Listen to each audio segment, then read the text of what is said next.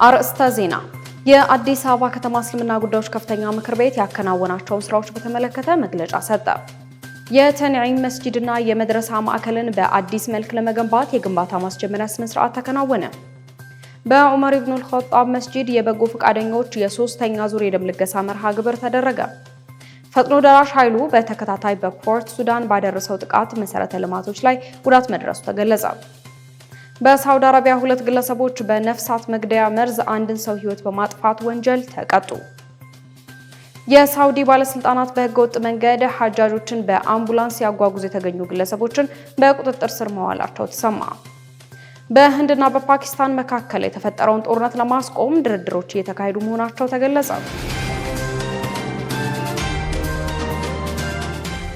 አሰላሙ አለይኩም ወራህመቱላሂ ወበረካቱ ድና የተከበራችሁ የነጃሺ ቲቪ ተመልካቾች ነጃሺ መረጃችን ተጀምሯል። ከመረጃዎቹ ጋር ሀያት ከማል ነኝ፣ አብራችሁን ቆዩ።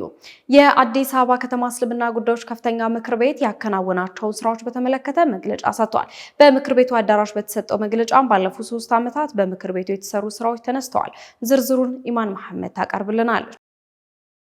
የጀመርነውን ጉዞ የማንም አሉባልታና ስም ማጥፋት አያደናቅፈንም ሲሉ የአዲስ አበባ እስልምና ጉዳዮች ከፍተኛ ምክር ቤት የቀረበበትን ቅራኔ አስተባብሏል። በወቅታዊ ጉዳዮች ላይ የአዲስ አበባ እስልምና ጉዳዮች ከፍተኛ ምክር ቤት ከተለያዩ አካላትና ማህበራዊ ሚዲያዎች የሚነሱ አሉባልታዎችን አስመልክቶ እንዲሁም መጅሊሱን በተመለከተ በተነሱ የተለያዩ ቅሬታዎች ላይ ምላሽም ሰጥተዋል። በዚህም በመጅሊሱ የሀብት ብክነት፣ የሰው ኃይል አስተዳደር፣ የተለያዩ የስራ አስፈጻሚ አባላት የብድር አጠቃቀምና የተለያዩ ጥቅሞችን አስመልክቶ በመጅሊሱ የአሰራር ማልዋር መሰረት መፈጸማቸውን ገልጸዋል።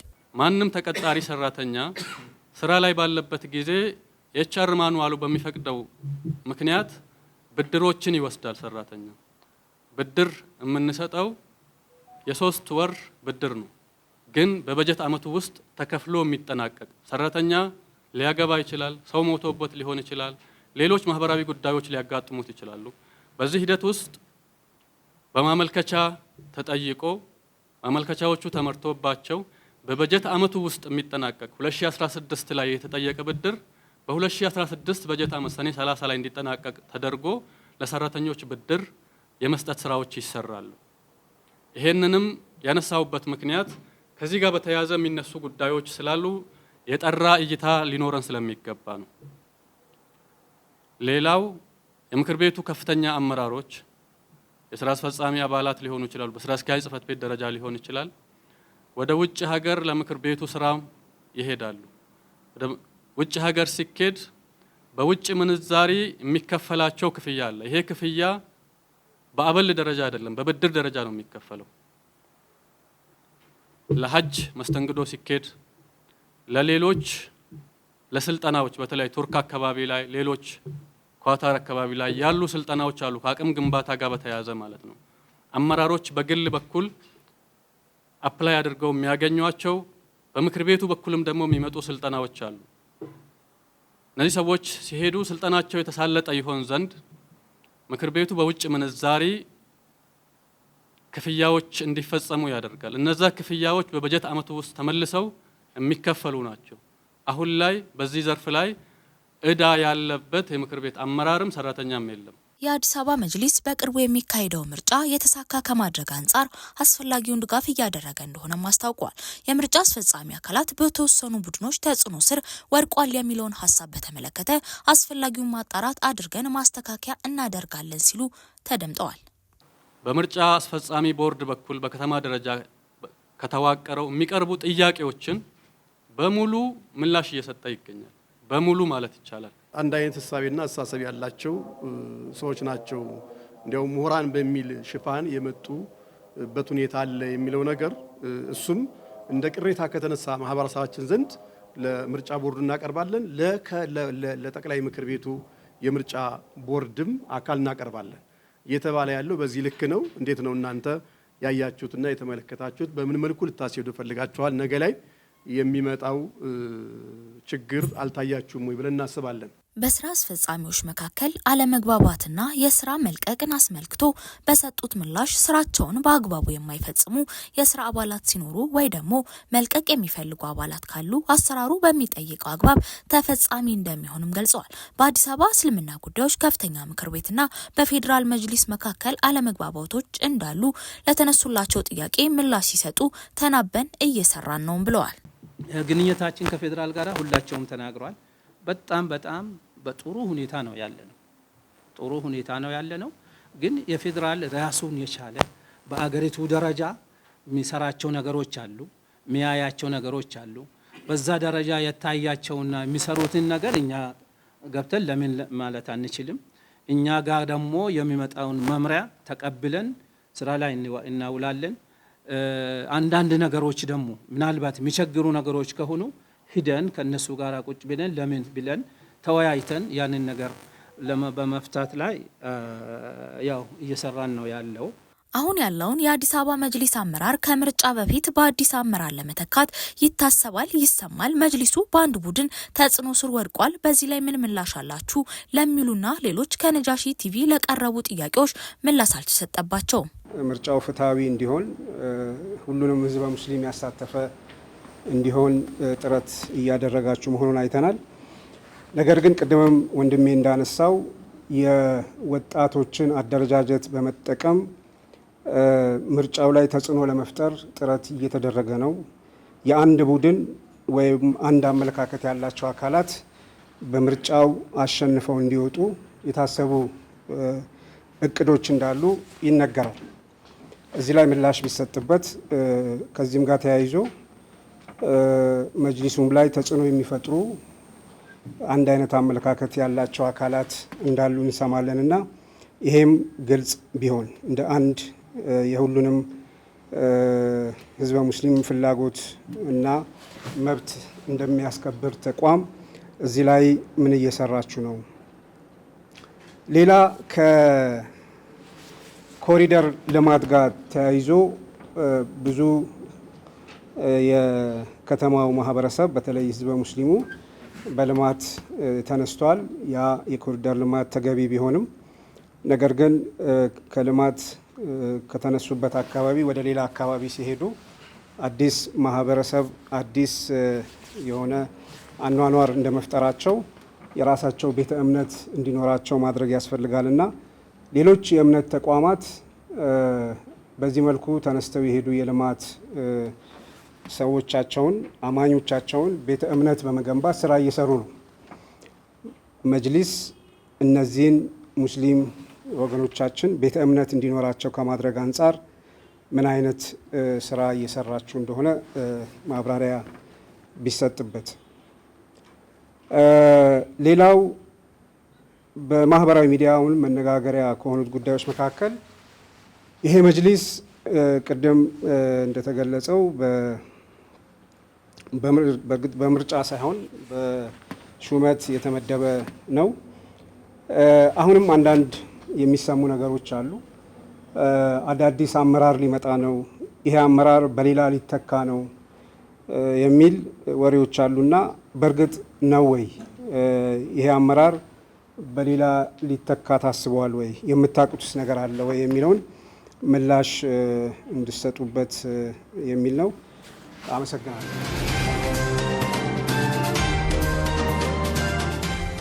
በትላንትናው ዕለት በንፋስ ስልክ ላፍቶ ክፍለ ከተማ ወረዳ 6 ውስጥ የሚገኝ የተንዒም መስጂድ እና የመድረሳ ማዕከልን በአዲስ መልክ ለመገንባት የግንባታ ማስጀመሪያ ስነ ስርዓት ተከናውኗል።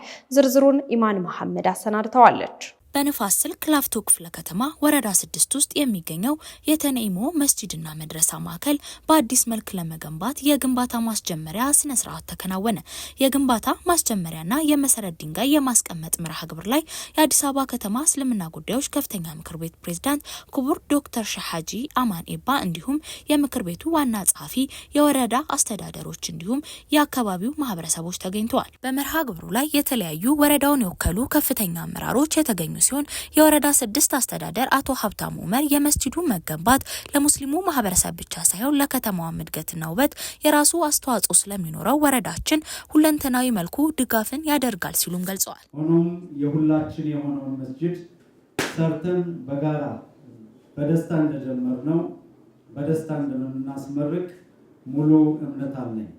ከዚህም ባሻገር በየትኛውም መንግስታዊ አሰራር ውስጥ ባሉ ድጋፎች አስተዳደሩ፣ መስጂዱ እና የመስጂዱ ማህበረሰብ በጎናችን እንደሚሆን ሁሉ እንደ አስተዳደር ሁልጊዜም ከጎናችሁ እንደምንሆን በዚህ አጋጣሚ ቃል እየገባሁኝ ይሄ መስጂድ የሚሰራው በታላቅ ወጪ ስለሆነ በታላቅ ድፍረት የተጀመረ ፕሮጀክት ስለሆነ ታላቅም ፕሮጀክት ስለሆነ ከመቀጠለው ወር ጀምሮ ሙሉ የአንድ ወር ደሞዝን እኔ በግሌ እለቃለሁ። የአዲስ አበባ ከተማ እስልምና ጉዳዮች ከፍተኛ ምክር ቤት ፕሬዝዳንት ክቡር ዶክተር ሼህ ሀጂ ሱልጣን አማኒባ እንደገለጹት አሁን በመንግስት በኩል የተፈጠረውን መልካም እድል በአግባቡ ተጠቅመን መስጂዶቻችንን በአማረ ደረጃ ሰርተን ለከተማዋ ተጨማሪ ውበት ለመፍጠር ደረጃችንን ከፍ ማድረግ ይኖርብናል ሲሉ ተደምጠዋል። አዲስ አበባ እስልምና ጉዳይ ከፍተኛ ምክር ቤት እነዚህ ቦታዎች በቆርቆሮ አጥረን በቆርቆሮ ሰርተን በቆርቆሮ ውስጥ መስገድ የሚመጥነን አይደለም። ቦታውን አገኝተናል፣ መስራት አለብን፣ ማልማት አለብን። ጊዜው የልማት ጊዜ ነው። ጊዜው ሰላማችን ጠብቀን አንድነታችን አጠናክረን ልማታችን ወደ ልማት ገብተን አገራችን ማልማት አለብን። በተለይ አዲስ አበባ ከተማ የአፍሪካ ከተማ ዋና ናት። ዋና መሰብሰቢያ ናት። የአዲስ አበባ የአፍሪካ መንግስታት የሚሰበሰቡባት ትልቅ ኮንፈረንሶች የሚካሄዱባት ከተማችን ናት። ይህንን ከተማችን እንደ ሙስሊሞች የሚገባን እንግዶችን ለመቀበል ራሳችንን ማንነታችን ለማሳየት የሚገባን መስራት አለብን። የተኔሞ መስጂድና መድረሳ ተገንብቶ ሲያልቅ ባለ 2 ፎቅ መስጂድና ከ20 ያላነሱ ክፍሎች ያሉት መድረሳ ማዕከል ያካተተ እንደሚሆን ለማወቅ ተችሏል። በመርሃ ግብሩ ላይ ማጠቃለያ ላይም ለመስጂዱ ምስረታ እንዲሁም የግንባታ ፍቃድ ለማግኘት በተንቀሳቀሱ ሰዓት ከፍተኛ እገዛ ላደረጉ አካላት የምስጋናና የእውቅና ሽልማት አበርክተዋል። ዝርዝር መረጃዎቹን አድምጠን ተመለስን። ወደ ሌሎች መረጃዎች እናልፋለን። በዑመር ኢብኑል ኸጣብ መስጂድ የበጎ ፈቃደኞች የሶስተኛ ዙር የደም ልገሳ መርሃ ግብር ተደርጓል። በኦሮሚያ ክልል በሸገር ከተማ በቡራዩ ክፍለ ከተማ በኤጀርሳ ጓሮ ወረዳ የዑመር ኢብኑል ኸጣብ መስጂድ የበጎ ፈቃደኞች የሶስተኛ ዙር የደም ልገሳ መርሃ ግብር ተደርጓል። ዝርዝሩን ሙስጠፋ መሐመድ ያቀርበዋል። በኢትዮጵያ የደም አቅርቦት ችግር ከጊዜ ወደ ጊዜ እየሰፋ መምጣቱ ይነገራል። ከበርካታ ዓመታት በላይ በቆየው የደም ልገሳ አቅርቦት ስርዓት ውስጥ በየዓመቱ የደም ፍላጎት እየጨመረ እንደሚገኝ የሚወጡ መረጃዎች ይገልጻሉ። በተለይም የእናቶችና የጨቅላ ህጻናት ህይወትን እንዲሁም የትራፊክ አደጋ ተጎጂዎችንና በጽኑ ህመም ላይ የሚገኙ በሽተኞችን ለመታደግ የደም ልገሳ አንዱና ዋነኛ መፍትሄ ተደርጎ ይወሰዳል። በዓለም ላይ 1 ከመቶ የሚሆኑ ሰዎች ብቻ ደም እንደሚለግሱ የዓለም ጤና ድርጅት ያስታውቃል። የደም ልገሳ በበጎ ፈቃደኞች ብቻ የሚደረግ የጤና ሂደት ሲሆን በአንድ ጊዜ የሚደረግ የደም ልገሳ የ3 ሰዎችን ህይወት ሊታደግ ይችላል። በትናንትናው ዕለት በዑመር መስጂድ የተደረገው የደም ልገሳ መርሃ ግብር 3ኛ ዙር እንደሆነና በቀጣይም በተጠናከረ መልኩ የደም ልገሳ ፕሮግራሞች እንደሚደረጉ ተገልጿል። በደም ልገሳ መርሃ ግብር ላይ የተገኙት በጎ ፈቃደኛ ደም ለጋሾችም የደም እጥረት ላጋጠማቸው ወገኖቻችን ለመድረስ በሚደረገው እንቅስቃሴ ላይ ተካፋይ በመሆናቸው እድለኛ መሆናቸውን ገልጸዋል። ደም የምትሰጥበት ምክንያት ከእናት ማህፀን ስትወጣ ያፈሰስከው ደም አለ፣ ሀቅ ነው። እሱን ትመልሳለህ። ደጋግመህ ደግሞ የምትሰጠው ምክንያቱ ምንድን ነው? ደጋግመን ለምትወልዳቸው ህፃናቶች ነው የሚያገለግለው ማለት ነው። እና ህይወት ስለሆነ ደምን ውስጥ ማስቀረት ቢቆጭ እንጂ አያስደስትም።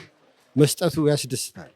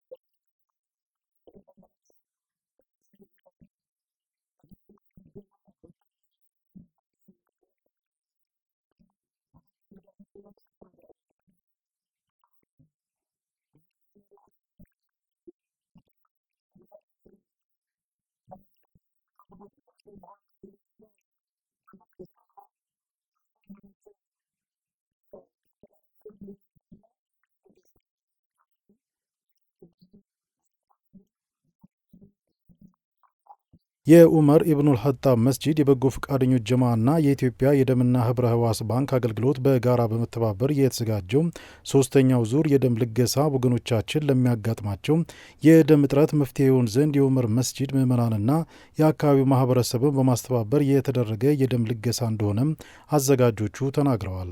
ከዚህ በፊት አንደኛ ዙርና ሁለተኛ ዙር ከፍተኛ ቁጥር ያለው ሰው የደም ልገሳ መስጠቱ ይታወቃል። ዛሬም እንደምታዩት በአማረና በደመቀ ሁኔታ ሶስተኛ ዙር የመስጊዳችን ጀማ እየሰጠ ይገኛል። በሀገራችን እንደሚታወቀው ከፍተኛ የሆነ የደም ባንክ እጥረት አለ። ይሄን የደም ችግር የተረዳው የኡመር ኸጣብ መስጊድ ጀማ የአካባቢው ማህበረሰብ በማስተባበር ለሶስተኛ ዙር በአማረና በደመቀ ሁኔታ እየሰጠ ይገኛል። አዘጋጆቹ አያይዘውም ይህ የደም ልገሳ ከዚህ በፊት በተከታታይ የተከናወነ መሆኑን አንስተው አሁን ደግሞ የአካባቢው ማህበረሰቡን በማሳተፍ የደም ልገሳ መርሃ ግብር መደረጉ አስታውቀዋል። እኛ ማህበረሰቡን እያስተባበርነ በቀጣይም በአመት 3ና 4 ለመስጠት ነው እቅድ ያዝነው። ይህም የደም ልገሳ ፕሮግራም ለሌሎች የሃይማኖት ተቋሞችም ጥሪ ማቅረብ እንፈልጋለን በጋራ ለመስራት።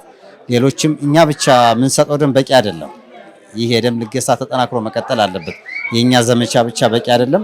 ማህበረሰቡ በቋሚነት በአመት 3-4 የደም ልገሳ መስጠት ያስፈልጋል ብለን እናስባለን። የኡመር ኢብኑል ኸጣብ መስጂድ የበጎ ፈቃደኞች ጀማ በሰላም ግንባታ፣ በበጎ አድራጎት ስራዎች፣ በደም ልገሳ መርሃ ግብሮች ላይ የበኩሉን አበርክቶ በማድረግ ለሌሎች ጀማዎች አርያ የሚሆን ተግባር እያከናወነ የሚገኝ መሆኑንም ተጠቅሷል።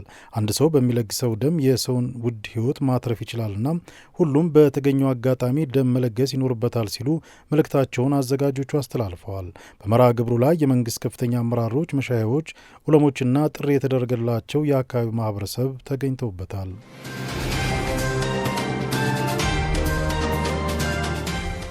የኢትዮ ኬንያ የንግድ ስምምነት ወደ ተግባር ለማስገባት ዝግጅት እየተደረገ መሆኑ ተገልጿል። የኢትዮጵያና ኬንያ ባለፈው ወር የተፈራረሙትን የንግድ ስምምነትን ወደ ተግባር ለማስገባት ዝግጅት እየተደረገ መሆኑን የንግድና ቀጠናዊ ትስስር ሚኒስቴር ገልጿል።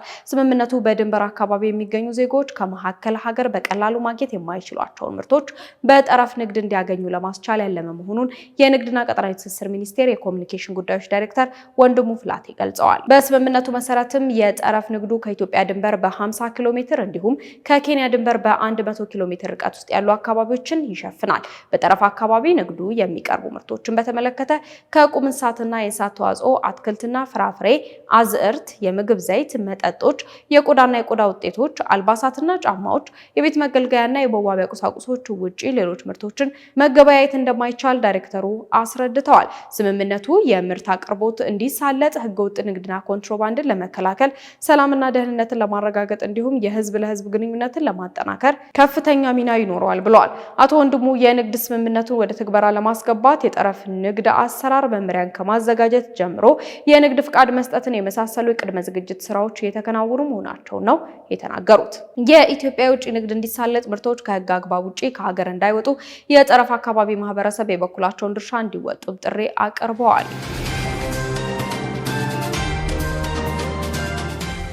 ከውጭ ምንጮች ወዳገኘናቸው መረጃዎች አለፍን። ፈጥኖ ደራሽ ኃይሉ በተከታታይ በፖርት ሱዳን ባደረሰው ጥቃት መሰረተ ልማቶች ላይ ጉዳት መድረሱ ተገልጿል። የሱዳን የእርስ በርስ ጦርነት ከጀመረ አንስቶ ፖርት ሱዳን ለተፈናቃይ ንጹሃን ዜጎች መጠለያና የሰብአዊ እርዳታ የሚደርስበት ቦታ ሆና ለተፈናቃዮች ስታገለግል ቆይታለች።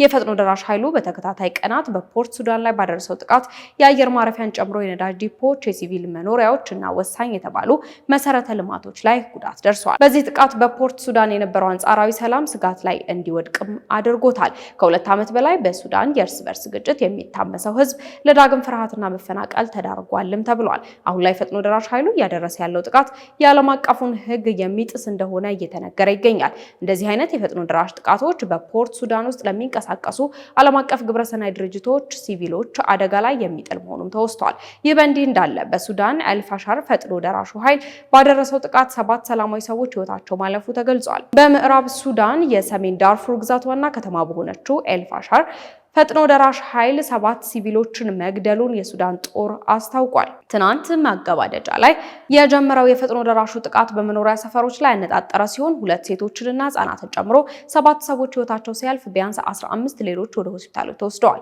ሰራዊቱ በተጨማሪ በከተማው የፈጥኖ ደራሹ ጥቃት 9 ሰዎች መገደላቸውን ተናግሯል። ለ5ቱ የዳርፉር ግዛቶች ቁልፍ የሰብአዊ ማዕከል በሆነችው ከተማ ውስጥ ስላለው ሁከት ዓለም አቀፍ ማስጠንቀቂያ ቢሰጥም አልፋሻር ከግንቦት 24 ጀምሮ በሱዳን ጦርና በፈጥኖ ደራሹ ኃይል መካከል ከፍተኛ ጦርነት እየተካሄደባት ይገኛል። የተባበሩት መንግስታትና የሀገር ውስጥ አሃዛዊ መረጃዎች እንደሚያመለክቱት ከ20 ሺህ በላይ ሰዎች ሲሞቱ 15 ሚሊዮን የሚሆኑት ደግሞ ወደ ተለያዩ ጎረቤት ሀገሮች መፈናቀላቸውም ተዘግቧል። መረጃውን ከሱዳን ትሪቡን እንዲሁም ከአናዶሉ አግኝተነዋል። በህንድና በፓኪስታን መካከል የተፈጠረውን ጦርነት ለማስቆም ድርድሮች በዛሬው ዕለት ይካሄዳሉ ተብሏል። በአሜሪካ ሀሳብ አመንጭነት የሚደረገው የሰላም ውይይት ጥሩ መልስ ይኖረዋል ተብሎ ይጠበቃል የሚል ግምትም አለ ተብሏል። ዝርዝር መረጃውን ዙበይዳ ሐሰን አዘጋጅተዋለች። በሁለቱ ኒውክሌር ታጣቂ ሀገራት መካከል የተፈጠረው ግጭት ዛሬ 20 ቀኑን አስቆጥሯል። ባለፉት ቀናት በተደረገው የተኩስ ልውውጥ ሳቢያ የሚመጣውን አስከፊ እልቂት ከግምት ውስጥ በማስገባት ህንድና ፓኪስታን ለሰላም ድርድር እንዲቀመጡ የተለያዩ ሀገራት መሪዎች ሲያስጠነቅቁ መቆየታቸው ይታወሳል። በአሜሪካ አደራዳሪነት በኒውክሌር የታጠቁ ጎረቤቶች መካከል የተፈጠረውን የተኩስ አቁም ስምምነት ለ4 ቀናት ከሚጠጋው ኃይለኛ ጥይትና ከሁለቱ ወገኖች የአየር ወረራ በኋላ በዛሬው ዕለት ስለ ተኩስ አቁም ዝርዝር ሁኔታ ይወያያሉ ተብሎ ይጠበቃል። የአሜሪካው ፕሬዝዳንት ዶናልድ ትራምፕ በህንድና በፓኪስታን መካከል የተኩስ አቁም ስምምነት መደረጉን ማስታወቃቸውን ተከትሎ ሁለቱ ሀገራት የተኩስ አቁም ስምምነት ቢጥሱ የሚያስከትለውን መዘዝ ከባድ ሊሆን ይችላል ሲሉም ተደምጠዋል። የህንድ ባለስልጣናት በዛሬው ዕለት እንዳስታወቁት ህንድ ከደህንነት ስጋት ጋር በተያያዘ ዝግ ሆነው ይቆያሉ ያለቻቸውን 32 የሲቪል አየር ማረፊያ እንደሚከፈቱ ማስታወቃለች። ባለፉት 2 አስርት ቀናት ውስጥ በሁለቱ ጎረቤታሞች መካከል በተፈጠረው የተኩስ ልውውጥ ህንድ ሲንዶር እያለች በጠራችው ኦፕሬሽን 5 ወታደሮቿ ሲገደሉ በርካታ ሰዎች ደግሞ ለአካላዊ ጉዳትና የመጪውን ጊዜ ፍርሃት ውስጥ ገብተው እንደነበረ ማስታውቃለች። ፓኪስታን ደግሞ በተመሳሳይ መልኩ የሞቱና የቆሰሉ ዜጎች እንዳሉባት መዘገቡም ይታወሳል። ሁለቱም ኒውክሌር ታጣቂ ሀገራት የጦር መሳሪያ በማምረትና ከውጪ በማስገባት በሰፊው የታጠቁ ሀገራት መሆናቸው የሁለቱ ሀገራት ግጭት አስፈሪ እንዲሆንም አድርጎትም ቆይቷል። ይሁን እንጂ በጦርነት ስትራቴጂ ያላቸው አቅም የተለያየ ሊሆን እንደሚችል የጦር ተንታኞች እየተናገሩም ቆይተዋል። በዓለማችን ከፍተኛ የህዝብ ቁጥር ያላት ህንድ በሚቀጥሉት ከ2 እስከ 4 ዓመታት ባሉት ጊዜያት ውስጥ 5000 ያህል ድሮኖች ይኖሯታል ሲል የመከላከያ ተንታኙ ራሁል ቤዲ ለቢቢሲ ተናግሯል።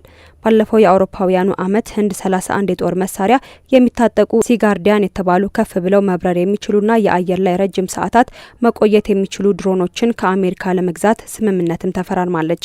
ምንም እንኳን ፓኪስታን ከህንድ ያነሰ ቁጥር ያላቸው ድሮኖች ቢኖሯትም ወታደራዊ ድሮኖቿን ለቅኝት፣ ለስለላና ለተመረጡ ጥቃቶች የማዋል የተለየ አቅም እንዳላትም ይነገራል። የፓኪስታን ድሮኖች በተለይም ለውጊያ አቅም ጠንካራ እንደሆኑም ይነገራል። ለምሳሌ ያህልም ፓኪስታን ስሪት የሆነው ቡርቅ የሚባለው የውጊያ ድሮን ከአውሮፓውያኑ 2015 ጀምሮ የበርካታ ጦር ዘመቻዎች ላይ ጥቅም ላይም መዋሉም ይታወቃል።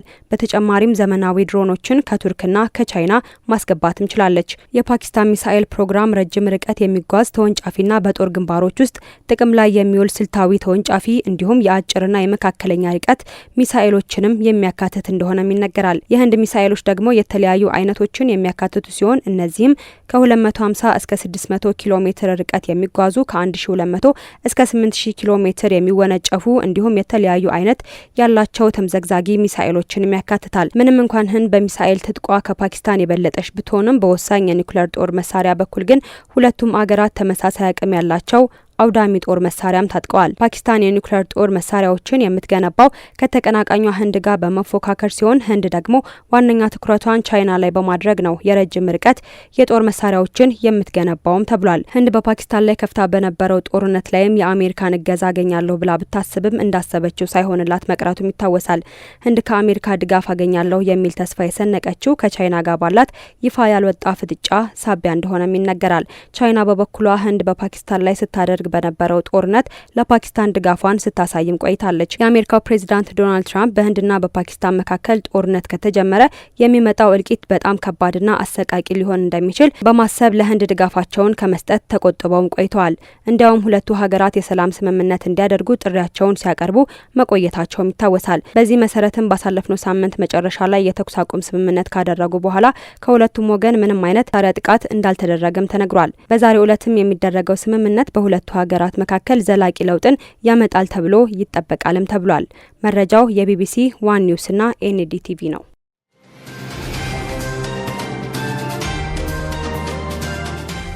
የሳውዲ ባለስልጣናት በህገ ወጥ መንገድ ሀጃጆችን በአምቡላንስ ያጓጉዙ የተገኙ ግለሰቦችን በቁጥጥር ስር መዋላቸው ተሰምተዋል። በጸጥታ ኃይሎች ቁጥጥር ስር የዋለው ህንዳዊ ግለሰብም አምቡላንስን በመጠቀም የሀጅ ፍቃድ የሌላቸውን 3 ነዋሪዎችን ለማጓጓዝ ሲሞክር ነው ተብሏል። ሹፌሩ ወደ መካ እየተጓዘ ሳለ በቁጥጥር ስር የዋለ ሲሆን ለሁሉም ህገ ወጥ ተጓዦች የቅጣት እርምጃዎች እንዲወሰንባቸው ለሚመለከተው ኮሚቴ እንዲቀርቡም ተደርጓል። በተመሳሳይ መልኩም የሀጅ ህግጋትን ያላሟሉ 22 ግለሰቦችን አሳፍሮ በአውቶቡስ ሲነዳ የነበረ አንድ ግብጻዊ በቁጥጥር ስር መዋሉንም የጸጥታ ኃይሎች አሳውቀዋል። ሳውዲ አረቢያ የሀጅ ጉዞን ደህንነትና ስርዓትን ለመጠበቅ የተቀመጡ የሀጅ ህግጋቶች እንዳይጣሱ አሁንም ድረስ ማስጠንቀቋን ቀጥላለች። ባለስልጣናቱ ሀጃጆች ይፋዊ ሂደቶችን በጥብቅ እንዲከተሉና ያልተፈቀዱ ወይም የተጭበረበረ ቅናሾችን ከማስተናገድ እንዲቆጠቡ እያሳሰቡ ይገኛሉ። አሁን ባለው መመሪያ መሰረት የጉብኝት ቪዛ ወይም ቅዱስ ቦታዎች ላይ ሲያጓጉዙ በተያዙ ግለሰቦች ላይ እስከ 100,000 ሳውዲ ሪያል ወይም $27,000 ቅጣት ይጣላል። ያለ ፍቃድ ሀጅ ሲያደርጉ ወይም ለማድረግ ሲሞክር በተያዘ ሰው ላይ እስከ 20,000 ሳዑዲ ሪያል ወይም $5,300 የሚደርስ ቅጣትም ያስቀጣል። በሆቴሎች፣ በአፓርታማዎች፣ በግል የመኖሪያ ቦታዎች ወይም በሀጃጆች መኖሪያ ቤቶች ጨምሮ በማናቸው መጠለያ ውስጥ እነዚህን ግለሰቦች የሚያጓጉዙ ወይም የሚያስጠጉ ወይም ለማስጠለል የሚሞክሩ ላይም ተመሳሳይ ቅጣት ተፈጻሚ ይሆናልም ተብሏል። ህገወጥ ሰርጎ ገብ ነዋሪዎችን ወይም በህገወጥ መንገድ ሀጅ ለማድረግ የሚሞክሩ ከሀገር ይባረራሉና ለ10 ዓመታትም ወደ ሳዑዲ እንዳይገቡ ይታገዳሉ የሚሉ ህጎችም አሉ። ወንጀለኞችን ወደ መካ ወይም ቅዱስ ቦታዎች በህገወጥ መንገድ ለማጓጓዝ የሚያገለግለውን ማንኛውንም ተሽከርካሪ በማጓጓዝ በማስተባበር ወይም በመተባበር ተሳትፎ እንዳለው ከተደረሰበት ወዲያውኑ እንዲወረስ ፍርድ ቤቱ ይጠይቃል። ይህም ህግ እስከ ሰኔ 10 ድረስ ተፈጻሚ ይደረጋል ተብሏል። የኢትዮጵያ እስልምና ጉዳዮች ጠቅላይ ምክር ቤት ከእውቅና ውጪ በሆነ በግላቸው ሀጅ ለማድረግ ወደ ሳዑዲ ለሚሄዱ ግለሰቦች ለሚደርስባቸው እንግልትና መጉላላትም ኃላፊነት የማይወስድ መሆኑን ማሳወቁ ይታወሳል። በሳውዲ አረቢያ 2 ግለሰቦች በነፍሳት መግደያ መርዝ አንድን ሰው ህይወት በማጥፋት ወንጀል ተቀጥተዋል። ሁለቱ ግለሰቦች ሟችን ሊገድሉ የቻሉት በነፍሳት ማጥፊያ መርዝ ሲሆን ወደ አፉ እንደነፉትና ለሞት እንደዳረጉትም ለማወቅ ተችሏል። የሚዲያ ሪፖርቶች ለማሳወቅ እንደቻሉት ሁለቱ ነፍሰ ገዳዮች የባንግላዴሽ ዜግነት ያላቸው እንደሆኑ ተገልጿል። ሁለቱ ግለሰቦች ይህን ህንዳዊ ሟች ጓደኛቸውን ለመግደል ከተስማሙ በኋላ ለሌላ ጉዳይ ወደ አንድ ስፍራ የሚወስዱት በማስመሰል አንድ ሰዋራ ቦታ ላይ ሲደርሱም ያለ ርህራሄ ወደ አፉ የነፍሳት መግደያ መርዝን በመርጨት ሊገሉት ችለዋል። የገደሉትን አካልም ለማስወገድና ማስረጃዎችን ለማጥፋት ወዲያውኑ በስፍራው የቀበሩት ሲሆን ፖሊሶች ግን የግድያ መረጃው በደረሳቸው ጊዜ በፍጥነት አስከሬኑን ከነገዳዮቹ ለመያዝ ችለዋልም ተብሏል። ሆኖም ለምን ይህን የግድያ ወንጀል በጓደኛቸው ላይ ፈጸሙ የሚለውን ጉዳይ ላይ ፖሊስ በይፋ የሰጠው ማብራሪያ የለም። ገዳዮቹ ከተያዙ በኋላ ወደ ሚስጥራዊ ፍርድ ቤት ተወስደዋል። ሆኖም ጉዳያቸው በከፍተኛው ፍርድ ቤት መታየት ያለበት ሆኖ ስለተገኘ ወደዚያው ተላልፈው ውሳኔ ተሰጥቶበታል። ከጊዜ በኋላም በአፈጻጸም ሁኔታው የንጉሳዊ ሁኔታን ማግኘቱን ተከትሎ ተፈጻሚ እንዲሆን ተደርጓል። ሰዎችን የገደሉ ሰዎች በሳዑዲ አረቢያ የሚጠብቃቸው አይነት ቅጣትም በደቡብ ምዕራብ ሳዑዲ አረቢያ ጄዛን በሚባል ቦታ በሁለቱ ነፍስ ባጠፉት ግለሰቦች ላይ ተፈጻሚ ሆነዋል። አሁን ደግሞ ታሪክን ለትውስታ መሰናዷችን የምናደርሳችሁ ሰዓታችን ላይ ደርሰናል። ለዛሬ መረጥንላችሁ በታሪክ ጸሐፊዎች ዘንድ በጥሩ ስነ ምግባሯና እጅግ ስስት በሌለው ለጋስነት ስሟ ስለሚነሳው ልዕልት ዚነት ኡኒሳና በስሟ ስለሰራቻቸው መስጂዶች ነው። ዙበይዳ ሐሰን አዘጋጅተዋለች። አሁን ባለንበት በፈረንጆቹ ሜይ ወር ላይ የተፈጠረ ታሪካዊ ክስተት አለ። የሙጋል ልዕልት የሆነችው ዚናት ኡኒሳ በ77 ዓመቷ ከዚህ ዓለም በሞት የተለየችበት ዕለት ነው። ሜይ 7 1721 ዓመት ላይ። በዛሬው ታሪክ ለትውስታ መሰናዷችን ስለ ዚናት ኡን ኒሳና በስሟ ስለተሰራው መስጂድ ዚናት ኡን መስጂድ ላስደምጣችሁ ወደድኩኝ። የሙጋል ልዕልት የሆነችው ዚናት ኡን ኒሳ በታሪክ ጸሐፊዎች ዘንድ በብዛት ስሟ የሚነሳው በጥሩ ስነ ምግባሯና እጅግ ስስት በሌለው ለጋስነቷ እንደሆነ ይነገራል። ልዕልት ዚናት ኡን ኒሳ የሙጋል ንጉሠ ነገሥት አውራንግዜል ሁለተኛ ሴት ልጅ ናት። በ1707 በስሟ ባስገነባችው ዚናት አልመስጂድ ሳቢያ በብዙዎች ዘንድ ስሟ እስካሁን ድረስ እየተነሳም ይገኛል። በህንድ ውስጥ እጅግ ውብ ከሚባሉ መስጂዶች መካከል የሚመደበው ዚናት አልመስጂድ ጋታ መስጂድ ወይም ደግሞ ክላውድ መስጂድ በመባል ይታወቃል። ይህንን ውብ መስጂድ ለመጎብኘት ወደ ስፍራው የሚያቀኑ ቱሪስቶችም በቻንድራ ቾክ ያለውን ታላቅነት ያስተጋባል። አስደናቂ ጉልላቶቹና ሚናራዎቹ የዝናብ ደመናዎችን ይመስላሉ ሲሉ ይገልጹታል። ዚናት አልመስጂድ በ1857 ጦርነት መስጂዱ ጉዳት ደርሶበት እንደነበረም ታሪክ ያወሳል። ምንም እንኳን ያኔው ጦርነት በርካታ የገጽታ ለውጦችን ቢያመጣበትም ነገር ግን አሁንም ድረስ የዴሊ የተለያዩ ታሪክና የስነ ህንጻ ቅርሶችን የሚያሳይ የድሮውን ዴሊ የእጅ ጥበብን የሚመሰክር ቅርስ ሆኖ አሁንም ድረስም ዘልቋል። የጋት መስጂድ ወይም ደግሞ የዚናት አልመስጂድ የተገነባው ከፍ ባለ ቦታ ላይ መሆኑ ለአይነ ግቡ ገጽታው አስተዋጽኦ እንዳደረገም ይነገራል። ከእብነ በረድ የተሰራው ሶስቱ ጉልላቶች ከቀይ አሸዋ ድንጋይ የተሰሩ የእጅ ጥበብ ውጤቶችን አስገራሚ ውበትም አላብሰውታል። ፒሽታቅ ተብሎ በሚጠራው የመስጂዱ ዋና መግቢያ በእብነ በረድ ያጌጠ ነው። በመስጂዱ ፊት ለፊት በሁለቱ ጫፎች ላይ ባሉ 3 እርከኖች ያሉት ረጃጅም ሚናራዎች ከሌላው የመስጂዱ አካል በተለየ የአሸዋ ቀለምና ገጽታ መሰራቱ መስጂዱ በሚሰራበት ወቅት የተካሄደበት ጥልቅ ጥበብ የሚያሳይ ነው። የመስጂዱ ዲዛይን በመግቢያውና በጉልላቶቹ ከፍታ ላይ ተጽዕኖ አለው። ነገር ግን የአውራንግዜል ዘመን ስነ ህንጻ በጉልላቶቹ ቅርጽና በመግቢያ በሮቹ ላይ ጎልቶ ይታያል። በልዕልት ዚናት ኡን ኒሳ የተገነባው በህንድ ውስጥ እጅግ ውብ ከሚባሉ መስጂዶች መካከል የሚመደበው ዚናት አልመስጂድ ዘመኑ ደርሶበት የነበረውን የኪነ ህንጻ ጥበብ እንደሚያሳይም ይነገርለታል። በጥቅምት 5 ቀን 1643 የተወለደችው ዚናት አልኒሳን በአባቷ የተበረከተላትን ከፍተኛ ማዕረግ ለመያዝ ችላለች።